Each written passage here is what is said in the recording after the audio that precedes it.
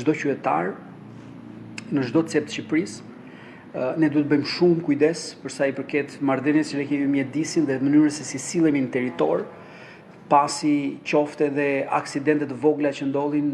shpeshherë ne kemi konstatuar që marrin për masa shumë të mëdha dhe kërkojnë angazhimin e rizurseve të pafundme, lokale dhe qendrore dhe patjetër dëmet mund të jenë dhe afatmesme. Prandaj ky është një moment që ne jemi të fokusuar për të krijuar, siç e përmenda në fillim, ndërveprimin e duhur midis institucioneve, nivel qendror dhe lokal, shtimin e kapaciteteve logjistike që është bërë për të dy aktorët, si ato lokale dhe atyre qendror, por në të njëjtën kohë ne këtë vit